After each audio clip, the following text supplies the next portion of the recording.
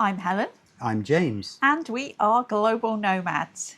In 2004, we made the crazy decision to sell everything in the UK and move to Florida and open a flower shop. In 2024, we decided we'd make another crazy decision and sold our business, our home, and everything we owned to travel the world full time. So come with us each week and see where our next adventure takes us. Welcome or welcome back.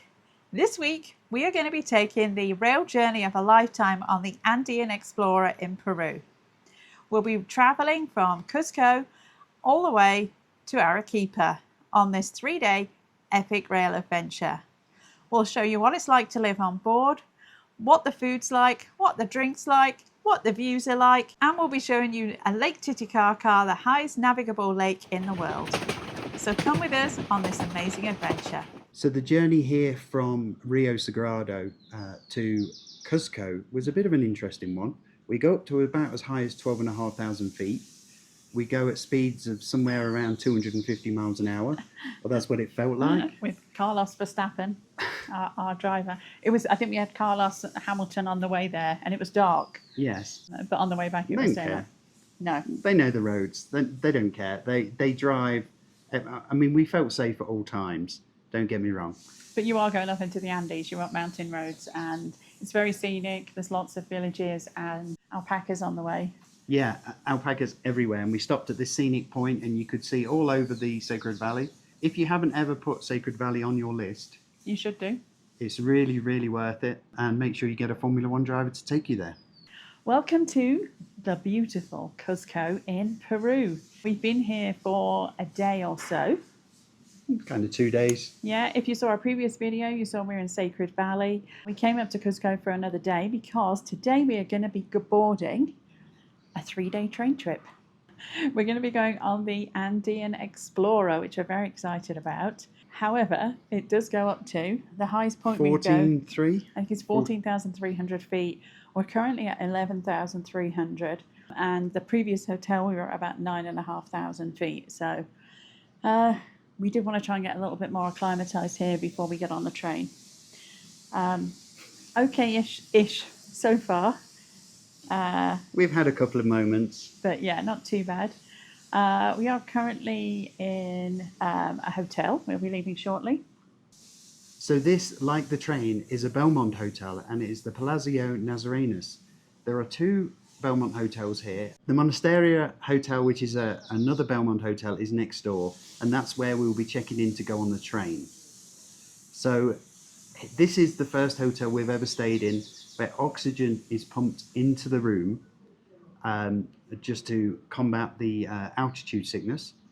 We have had some effects. I think our oxygen level was normally around 95 to 98%, and we've been as low as 74. It's affected me more than you. Yeah, which is a bit odd as I'm the one with all the illnesses, but you have been using that buoy. Yeah, so I've been using a drip thing called buoy. It's just a rehydration thing. You might be familiar with like Element or Liquid IV. It's a similar kind of thing to that, but without sugar. I got it to try and help my other autoimmune things I have going on. So I don't know if it's helped or not, but I seem to have fared better than you so far, but I guess we'll see how that goes. Hotel's very nice though. It's an all-suite hotel. But we did get an upgrade to a junior suite with a city view, so we got a balcony. It's very plush, very glamorous, much like the last Belmond Hotel, as you would expect. Not as nice as Rio Segrado, where we just were, I have to say. Service hasn't been quite as good, but it's still very nice. King-size bed, really nice big bathroom with a soak-in tub. We were able to have a TV here, though, so I have been able to catch up on EastEnders. If you know, you know. So we've had a nice day or so here. We didn't do too much. We really haven't done any sightseeing, just because we were trying to take it easy and get acclimatized. And this whole trip was kind of planned and squeezed in. The one thing that we've realized that this is probably the nicest part of South America that we've seen so far. Yeah, we preferred this to Argentina or Chile. And Brazil we went to a long time ago. But yeah, really, really nice. I'm really keen to come back, actually. So it's all about the train. We're going from Cusco to Arequipa. And we're going to be stopping on the way at Lake Titicaca. We're going to have a whole day pretty much tomorrow at Lake Titicaca. And we are going to go out to the floating islands. So stay tuned and come along with us. So, welcome to the Andean Explorer. We're very excited to be here. We've wanted to do this for so long. And just to give you a bit of background to check in. So, last time you saw us, we were in the hotel. We walked to the hotel next door, which is another Belmond hotel, the Monasterio. They had already taken our luggage off us and they made sure our luggage was checked in there. We just went into the bar area to check in, where there was drinks available. We had a glass of champagne and the train manager checked us in. From there, we were put in buses. On arrival at the station, we were taken into the bar car, the piano bar car, and we were given some instructions on how things are going to work and really just the check-in process. So today we have, for us, is a very small train.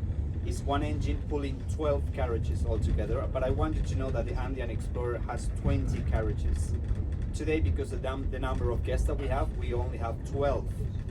And we have 19 guests in the house and a very large crew of 29 crew members on the train. On the train we also have a nurse. His name is Harold, and he is going to be available 24/7. Sorry Harold, but 24/7. If you need assistance, just let us know, please. He has oxygen and medication if you need to, but of course in case of an emergency you can also let us know through the attendant call button that you will find in your cabin. And we then walk down here to our room. So our carriage is called Tola. All of the carriages do have names, and we are in room 3, and we are basically half the length of a carriage. To put that into perspective, there's 2 rooms next to us which are smaller. There's some smaller rooms on here that are bunk rooms. This is a suite, like I said, so we have tons of room, and we have our own bathroom, which is behind me. But I'll give you a quick look around, a quick tour. So as you come in, the door is here. As we come in, we've got a cabinet to my left, which has got our jackets in, also bathrobes and slippers, and a mirror. And in the lower one, we've got towels, slippers, and the safe. Coming around, we've got a little dining table area and 2 chairs. And then moving on through the cabin, we have a chest of drawers. There's like 3 good sized drawers in there, and a double bed. It is only a double, not a king, don't get too excited. This is a train at the end of the day. And we have a bedside cabinet either side, and also outlets either side as well, 220 voltage if you're interested. We have 2 big picture windows in here as well, so we can enjoy the view. And then on the other side of the wall, we also have another kind of pull down slot so that we can see out the window on the other side of the train through the corridor. I'm guessing we'll probably keep that closed most of the time because people could obviously see it, but it does give you the option if you want to see both sides of the train. So behind me is the bathroom. We have our own ensuite bathroom. It's compact and bijou, but we are on a train, remember. We have the loo, obviously. We have a whole load of amenities here. We've got body lotion, some sunscreen, lip balm, shower cap, all that usual stuff. Soap, little sink in the corner here as well. And then behind me, the other side is going to be the shower. It's a pretty decent size for a train, honestly. Obviously, we can close the door. You can see, I mean, I can touch both sides, but ultimately we are on a train, so it's a pretty decent size. So they did give us some gifts too. Yesterday at the hotel, they brought us our check-in information, and they gave us 2 nice big sort of Peruvian fluffy sock slippers. And when we boarded today, we've also got a very nice alpaca blanket each as well. I'm gonna guess James, I won't make him have the pink one. We do have 2 sunrises, so they have said it's obviously going to be cold, so we can use them for that. And they also gave us this little thermos that comes in its own little sleeve and says Andean Explorer on as well. So we can fill this up with water in the bar, or tea, coffee, whichever we would like. And on that note, we do actually have a tea and coffee maker in the room. If James is filming this like he's drunk, it's because the train is moving. We have a little coffee machine, and we have a tea kettle in the room. We do also have, by the bed, the magic green button. The magic green button will call the attendant, who will bring us anything we want, basically. So if we want the temperature changed, if we want water, we want anything, we just press the button, and apparently he will magically arrive. There is storage under the bed as well. You could fit your bags under here or a carry-on. Ours actually don't quite fit. If you follow us, then you know that our carry-ons are slightly oversized and they're maybe about this much too big to go under there. But it's not a big deal, there's plenty of space in here. So as I said, that's the suite here on the Andean Explorer. We're very much looking forward to our 3 days on here. Stay tuned for tours and more information. So these carriages were created in 1999 for the Great South Pacific Express in Australia. That service only ran until 2003, and then they were shipped over to Peru in 2016. And this is a joint venture between Peru Rail and Belmond, and they redid all the carriages with local artisans to get the look that they needed, and this service launched in 2017.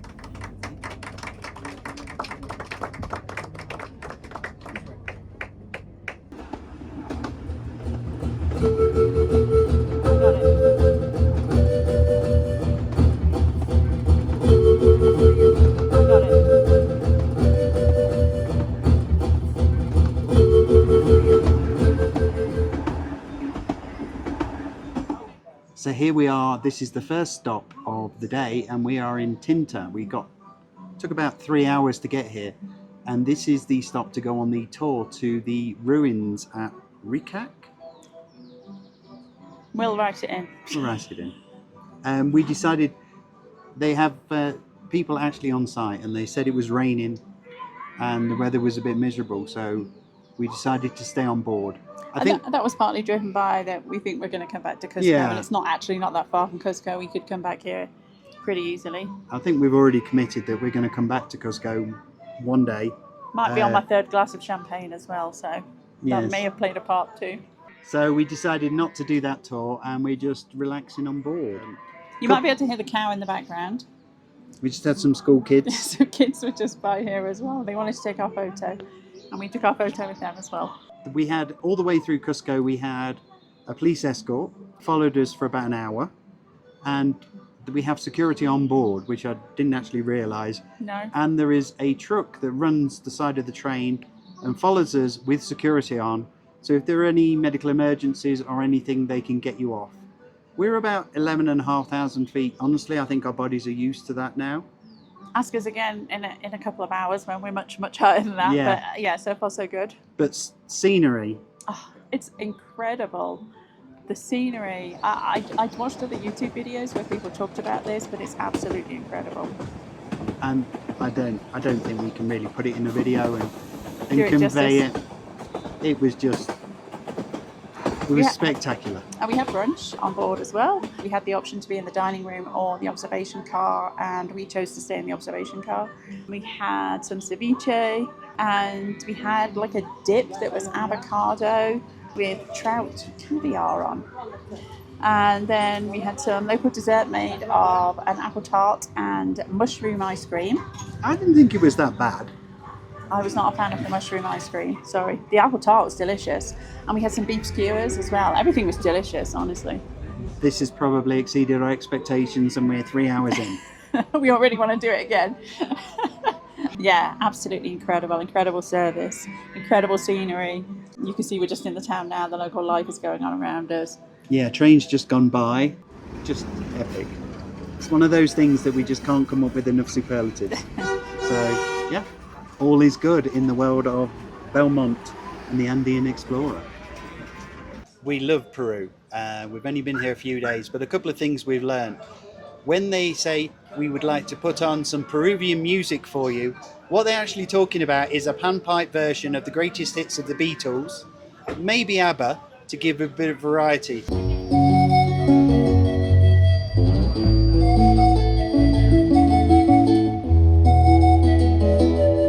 All of the people who are selling stuff in Cusco will go, "Hi, remember me, my name's Martha Washington. Please remember me, please come back and see me." It's all very friendly and great spirits. But Peru has really won us over. If you don't get the chance to go there, you really should.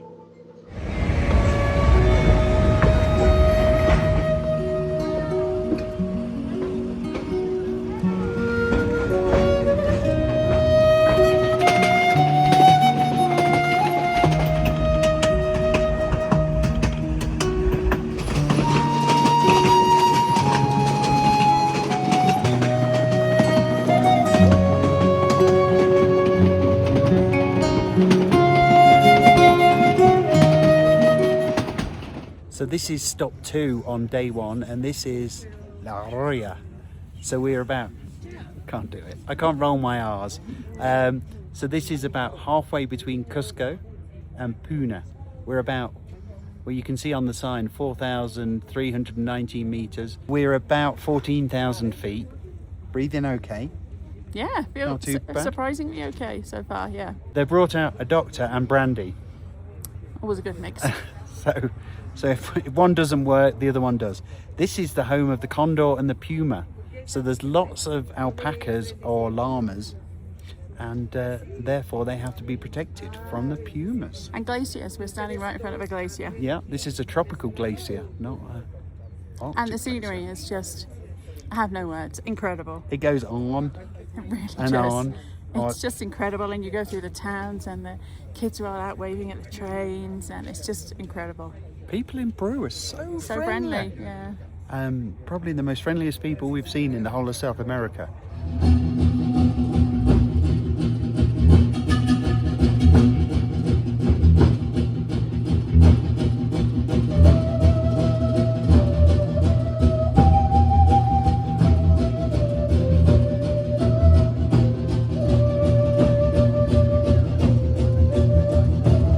Okay, end of day 1.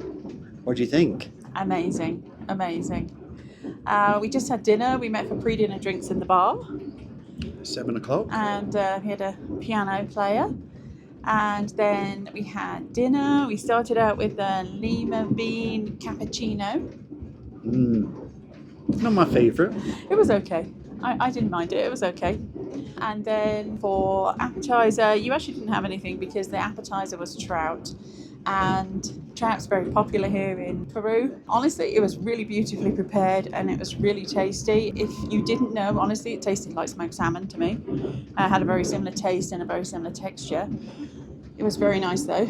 And then for main, I had, they called it suckling pig. It was really a bit like what we would know as pork belly, but I think it was prepared in a way that was very Andean, very Peruvian. But it had like a apple sauce with it and a side salad. And you had? I had the vegetarian, which was grilled vegetables with a leek sauce and like a frittata. Very, very nice, very nice. And then we had a couple of things in between, and we had a dessert, and the dessert was, we think this is correct, but goat's cheese ice cream with peaches. We thought it was goat's milk ice cream, but they said it was goat's cheese. And then after that they gave us some chocolates, and then they gave us an elixir, and then they gave us a tea with chamomile for our digestive tea. If you don't know, altitude makes your digestion slow down. So they try and give you everything that speeds up your digestion, I think, basically. It was like a chamomile and peppermint tea, though, basically. Yeah. And you're not going to go hungry on this. Yeah, they were giving us canapes with drinks before dinner as well. I mean, it's like the food is constant, and it's really nice quality food. And the drink is constant. Drink doesn't do well at altitude, but Helen's trying to push the bar. I probably polished. That probably says everything you need to know. I think I've polished off the best part of a bottle of champagne today. But we've also drunk our body weight in water as well, though. Yes, and we're really conscious of that. We've had extra water. I have to say, the service so far and the scenery, everything about this so far has been amazing. But they also gave us, at 7 o'clock, they gave us the talk of what's happening for the rest of the day and what's happening tomorrow. So tomorrow, 5 o'clock sunrise over Lake Titicaca. The train is still moving, which is probably... You can probably tell. It's not us. I haven't had a drink. So we stop on the train at about 11:30 at Lake Titicaca. And then we will get up tomorrow about 4, and then we'll be outside for 5.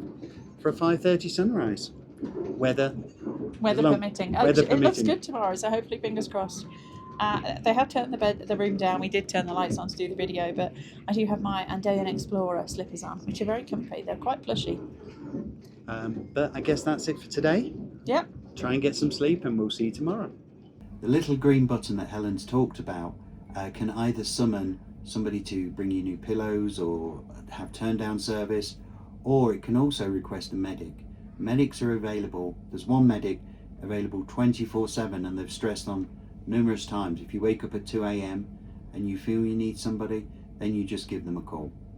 Last night they did actually say to us, we're about 12,500 feet at the moment, and this is where we were last night, and they said to us, just take 15 minutes of oxygen before you go to bed. It will just help you sleep better.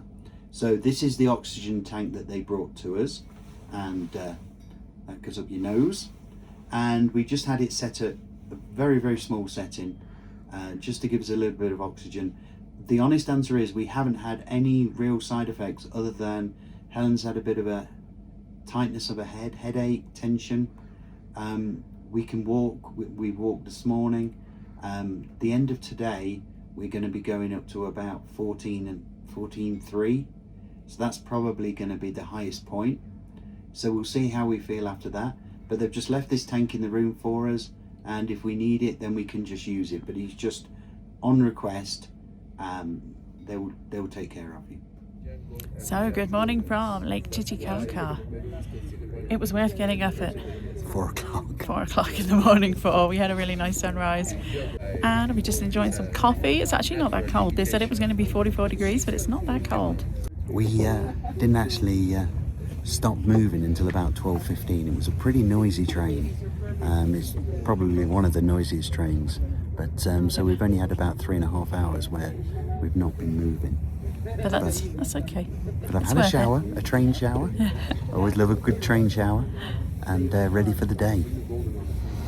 So to give you some perspective, the train pulled into the lake last night, into like a private siding.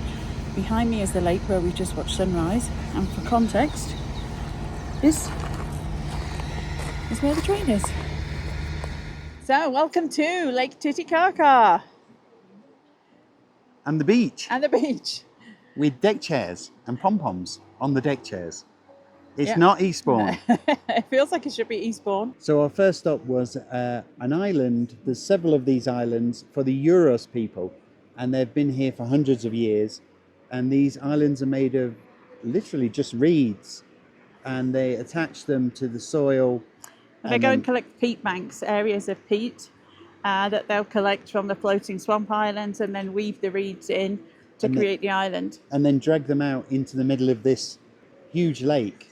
110 by about 36 miles wide, I think. Yeah, it's the 18th biggest lake, and it's about 10 times smaller than Lake Superior, and it's still huge. So they drag these peat reed islands into the deeper water. Yeah, if they want to move the islands, they basically anchor them, and if they want to move them, then they just unanchor them and take them away, tow them to a new spot. And they have nurseries and creches, and they have these ornamental boats. And we were able to see the houses and how they're made, and actually go in one of the houses as well. Then they're selling the local handicrafts. A little bit questionable how authentic it is and how much they're ripping you off as a tourist. I think it's authentic, it's just that they're seeing you as a bit of a tourist ATM, to be fair. But it was nice to be on the lake and nice to see the island, so we're going to leave it at that. Yeah, bring Peruvian money with you, because they give you a terrible exchange rate. They do take dollars if they're good notes, and they do take sol, so just bear that in mind. It's the way they make their living, I guess. Yeah, we all got to make a living. We've all got to, as Helen would say, respect the hustle. We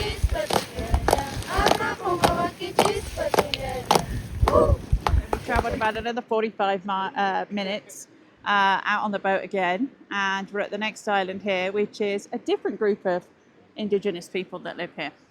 And this is not a reed island, this is just a pure beach island. I think it's the second biggest island on Lake Titicaca. We've got our deck chairs, our towels, our umbrellas. You can paint a picture, you can do some Jenga. Jenga, yeah, there's a frog game as well, I think. More importantly, there's going to be a buffet and champagne. So I guess that's our cue to sit down, relax. It's a little bit chilly. The wind is a little bit cold. Now, typically they drop you off at the other side of the island and then you walk over, and everybody else is at the top at the moment having like a demonstration of local dancing and singing. There's one lady with us who is not doing very well, and so me and her basically came around here so I didn't have to walk up over the steps as well. So they were very accommodating. I have to say Harold, who is the onboard medic, has been absolutely amazing. He comes around all the time checking on people and checking how you're doing. And they actually came and offered to me and said, do you want to go around here rather than have to walk over and walk up the steps? So I really appreciate that. So Bob Ross. This could be a happy little tree here and some mountains in the back. I haven't got time to paint any more happy little trees. I've got to go and eat lunch. So while we were actually out in Lake Titicaca as well, the train left and turned around. So the train actually backs all the way up to the lake where we were at sunrise. And then while we were out for the day, they take the train off, turn it around. Oh, yes. And then bring it back before we reboarded. If you want to buy souvenirs as well, as you walk back to the train, there is a little kind of craft market area as well that you'll walk through. That they're kind of herding you through there, I have to say. We veered off a bit from the group and we were followed, I think, just to make sure you get back on the train. We set off basically from Lake Titicaca and went through Puno. And it took about 2 hours to go through all the markets and see all of the busy market life. Some of the markets had the stalls that went over the tracks. And as soon as the train went past, everyone stopped and then everything started up again. So yeah, I missed the departure out of Puno because I was in the spa, which was very good. Had a nice facial in there, lasted about an hour.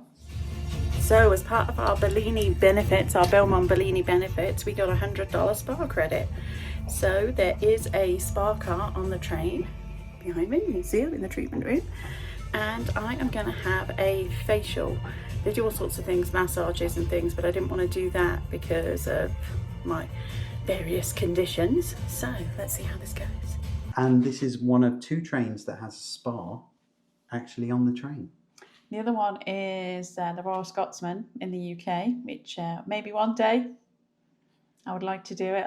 We like a good train. Like a good train. Like a good Belmond train. I rejoined you in the observation bar car after my spa treatment, and we had a bit of scenic touring there then through some nice countryside before we made it to a dark, a town called, I'm probably saying this wrong, I think it's Raqchi. And again, the train goes through the town. There's quite a few places it does this, but this was quite a major town.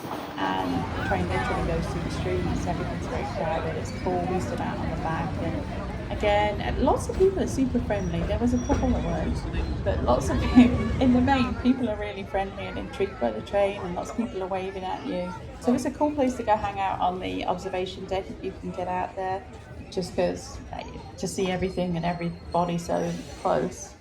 And then we headed to dinner. I guess just to talk about the food a little bit here. I mean, it was all excellent. They accommodated your kind of non-fish eating and brought alternatives if something was fish. Pretty much everything that was served was traditional Peruvian dishes or a take on a traditional Peruvian dish. And before each course, the waiters would explain to you what each item was, what region it came from, and there was a different wine pairing. We did have Argentinian wine, but I think we had a Peruvian wine as well. Yes. A couple of times. So it was really nice that they were keen to show you and incorporate kind of local Peruvian grown and made dishes. And as we've said before, there wasn't that many people. For a couple of the meals, they just served them in the bar car. Yeah, lunch especially, or breakfast if you wanted to sit in the observation car, they were happy to bring it in there to you. I mean, honestly, the service was completely faultless. It was incredible. Never had an empty glass. They were all serving the Champagne's Verve. It's all top shelf liquor. Nothing is too much trouble, I think. And I don't know if the experience is different when it was full, because I think the observation and bar car would get quite full. But for us, it was next level. And I guess that's one of the benefits of going a little bit off season. We kind of shoulder season-ish, and I think we really looked out with the weather because they did say every other journey they'd done the previous kind of few weeks it had rained all the time. They'd had snow as well, hadn't they? And they'd had a lot of snow, yeah. So I think we got pretty lucky, honestly, with the weather. Even though this evening we were hoping to stop and do stargazing, but too cloudy. Alas, it was too cloudy. So it is on the schedule, but obviously that is a Mother Nature thing. And if they have the opportunity, they will do it. But if not, then you can get an early night, because you need one, because every morning you get up early. Well, this night as well was nice. The first night on the train didn't stop until about 12:30.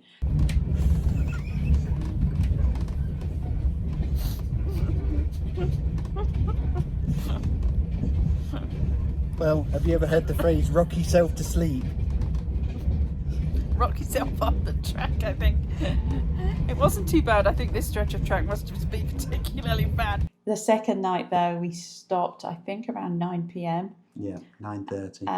And so you were able to go straight to bed. Basically, the train pulls into a siding that's in the middle of nowhere. So here we are on day 3. We've just pulled in at our stopping point, and this is the gap between 2 lakes, and you can see one lake there, and then just on the other side is another lake where sunrise is happening. So here they have a little setup with some benches and a fire again, just like yesterday. And we're watching for the sunrise, but it's really, really cloudy today. Just looking around, it's not going to be the best. I think you'll see on other videos, this train's normally a lot longer, but because we've only got 13 carriages, 12 or 13 carriages, that it's a lot shorter today. When you get to the top, you see both lakes, one either side. There is a siding, so we're actually pulled into the siding, so there are trains going past us, and about 3 o'clock this morning, we did have a train go the other way. We're currently at about 14,000 feet, so we're about just under half the distance to the top of Everest. It is a bit of a walk to get up to the top. There are steps, but yeah, you're not going to do it in a wheelchair or anything, but it is a bit of a hike to get to the top. But when you get there, it's really, really worth it. So this is the view on the top of the mound the other way. So you can see that there's a lake, and then beyond that there's another lake. If you look in the distance, you may be able to see, I'm not sure it's going to pick it up, it's really cloudy, but once we start getting past 14,000 feet, you start to get snow and on tops of the mountains once you get past 15,000 feet. So we left this area about 7:30, I think it was, and just in time for breakfast, basically. They did serve breakfast a little bit later that day, because I think they realised we were all tired, because we kept getting up at 5 o'clock in the morning. And there was so few of us, there was only 19 of us. So we had breakfast and then pretty much spent most of the day travelling. We arrived in Arequipa at 3:30, so between 7:30 and 3:30, you're basically moving. And there was still snow on the mountains. We're travelling for about 8 hours, and for the majority of these 8 hours, you're going through Salinas and Aguada National Park. And you will see tons. Hundreds of alpacas. But there's 4 different types of. There is. So they are Alpaca, guanaco, llama, and vicuna. Vicuna is the most high quality wool. So alpaca's good, llama wool is good, but vicuna is what royalty and like high up people would have had their clothes made out of. And we did see vicunas, and you can tell they're different because they have a longer neck. And they're a bit of a different colour too. There you go, everything that you usefully did not need to know. As you get closer to Colca Canyon, then you start to see some really, really big canyons and mountains, and we're talking 20,000 feet elevation. So they really do dominate the skyline. We did make one stop as well on the way, which is at a place called Sumbay Caves. And you could get off here and walk down to the caves. We did start to do this, and then we went back to the train and I had to get some oxygen because I was not feeling too great at this point. I think partly this was self-inflicted because the day before I was handling it really well, and I may have indulged in a little bit too much champagne. I probably had like 6 or 7 glasses of champagne, and you should really avoid alcohol at altitude. So I think some of it might have been self-inflicted, honestly, and I was maybe a little bit dehydrated. So we walked back to the train anyway. There is an onboard medic, and honestly, I would say probably 6 or 7 people I saw got oxygen from the medic. So I did ask for the medic because I had like a heaviness across my chest here. And I was starting to panic a little bit then, to be honest. I wasn't feeling very good. And he came back and gave me the oxygen. I sat on the oxygen and just rested for like an hour, and that was fine. So I'd had a headache, like a slight headache, like a persistent slight headache too. I wouldn't not do it again. I'd just maybe be more prepared, honestly. Yeah. We didn't take any altitude sickness pills. In retrospect, maybe No, I would get some, I think, if I went again. To be fair, after this, we stayed in Arequipa and then on to Quito. Quito's about 9,500 feet as well, but we handled that just fine. I think it was just an acclimatization thing. And like I said, you're pretty up there at 14,500 feet. To put that into perspective, you're only about 2,500 feet lower than Everest Base Camp. So, you're pretty up there. And you're halfway up Everest. And you're halfway up Everest if you were climbing Everest. 29,000 feet Everest. To put that into perspective. So, or if you've been to the Tetons, we were like Teton and another 5,000 feet up in the air. So, you're pretty up there. That was the only time we really had any side effects. So we didn't get to go to the caves. I did see someone else's photos. We met some very nice Canadian people. We've seen petroglyphs in Moab and a few other places.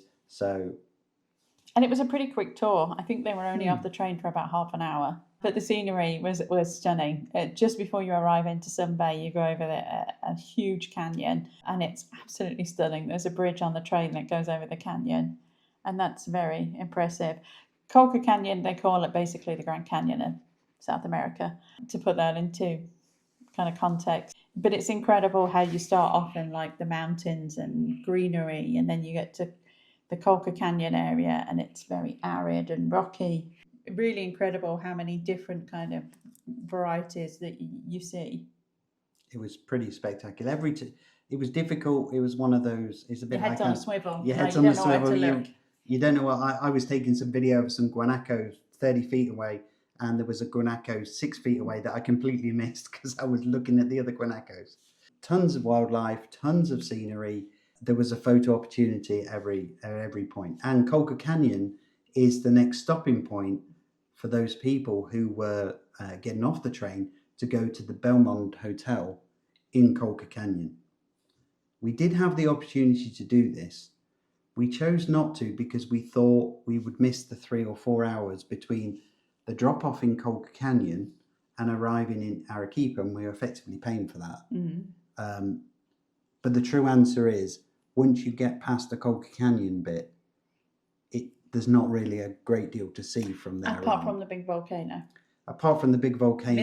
Misty Volcano. And that's probably about an hour before you get into Arequipa. We didn't get the greatest view of it because it was a bit cloudy. We did see some of it. And we saw it again from our hotel in Arequipa. I would imagine if from the pictures we've seen in Arequipa, when it's clear, it would be absolutely spectacular because you are surrounded by volcanoes. We just kind of got peaks. And this volcano did erupt in 1985.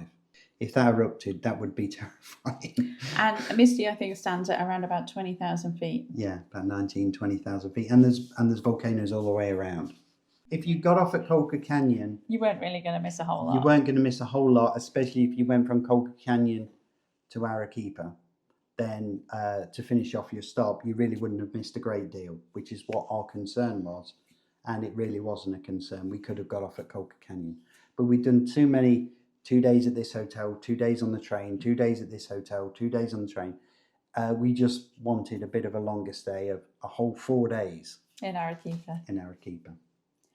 So once we arrived in Arequipa, we all met in the bar car and they took care of all our luggage for us and transported it off the train. And then we had a little leaving round of applause, yes, as we left, and they would arrange a taxi for you or transport for you to your hotel if you wanted to. We just hopped in an Uber and went to our hotel. As you mentioned, we stayed in Arequipa for 4 days. We did stay on the main Plaza de Armas in a little local hotel. Our hotel was called Qatari, a little tiny boutique hotel. It was okay. It did the job. Location won it. Location was absolutely perfect, and it did have a rooftop restaurant for breakfast, which was okay for breakfast. Typically rainy season, in the evenings it was raining, and honestly we didn't really do a whole lot in that Arequipa days because we've been running a bit 2 days in Machu Picchu, 2 days in Cusco, 2 days on the train. One day we had a wander around. We did go into the big basilica there, which was well worth a visit. We just managed to scrape in. Yeah, we had about 5-10 minutes before. Google tells you the wrong times. It's only open till 10 a.m.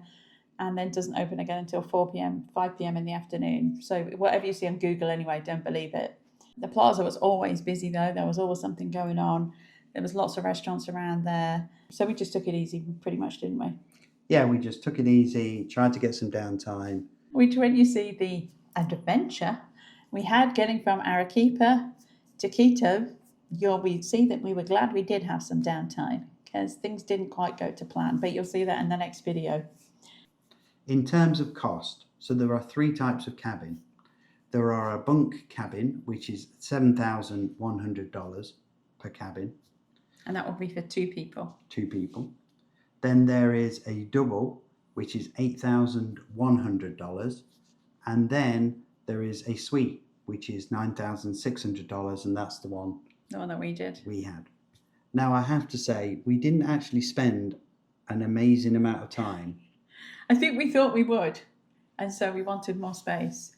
But honestly, we sat in the observation car for the only time most of the time. Yeah, the only time we went back was to sleep. And that was it.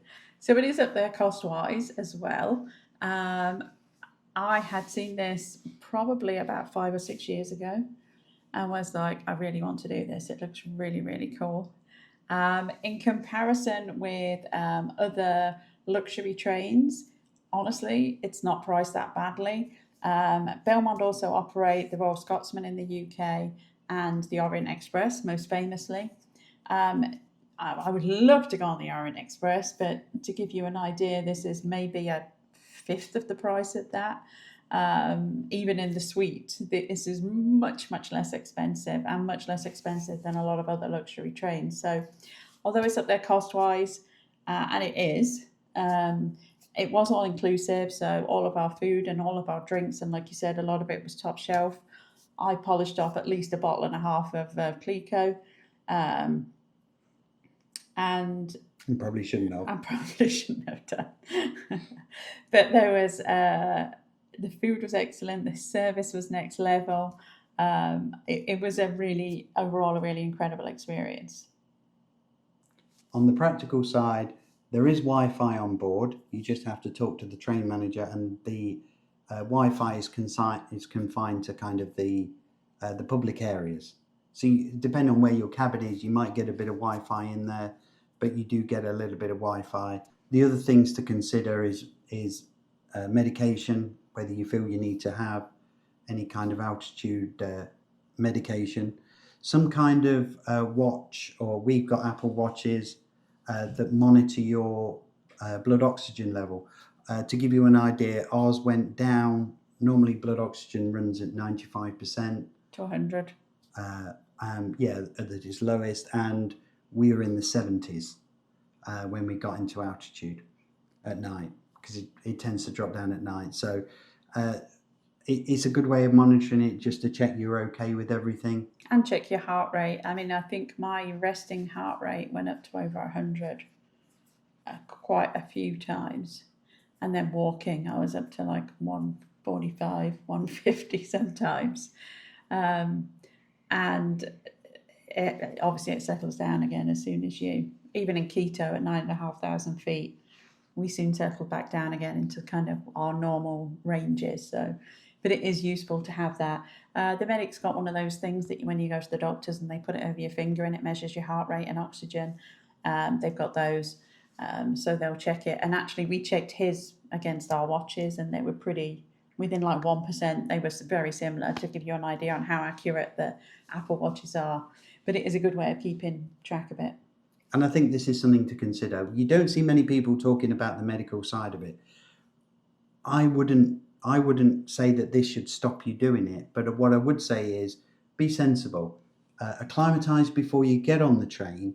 So go to somewhere that's pretty high, but not as high. Well, I mean, we were in Sacred Valley, but we weren't there for as long as we would have liked. No. We did 2 days in Sacred Valley, which is about 7,500 feet. We had 2 days in Cusco, which is about 11 something, I think, 1,000 feet. So we'd really only had like 4 days. I think ideally, if you could, I would try and go for at least that amount of time. For me, it wasn't really a problem until that last day when we were really, really high up. And even, like I said, with a bit of oxygen, I was good. And, you know, altitude sickness can affect you no matter your health background, your age, your fitness. It's just one of those things that can affect you or it doesn't. All we're trying to say is don't let it put you off. Not a lot of people talk about the oxygen thing. Don't let it put you off. Just take it seriously and have an amazing time, because it really was one of the best train journeys I think either of us have One ever off. It was definitely the best Okay. train journey we've done so far. And don't even try and compare it to Amtrak. It really was an outstanding experience, and would 100% recommend if it's in your budget and you can do it. There are other options as well. There's I think it's called the Lake Titicaca Express or something. There are some less expensive options that do a similar route. I don't know if they include all the whistles and bells bells and stops and tours and things. I mean, literally, we were so well taken care of that, you know, we arrived on the beach at Lake Titicaca, and it's the same crew that have come off the train, and they're there, and they know what drink you like, and they're doing the barbecue, and it's them then packing everything up and taking it all back to the train. I mean, these guys work incredibly hard as well. And I think the bottom line is, after everything, would we do this train again? Yeah, 100%. Despite the needing the oxygen, I would 100% do it again. I'd actually like to go in the drier season when from the videos and stuff I've seen, you can see more because the mountains are clearer, but it'll be a lot colder.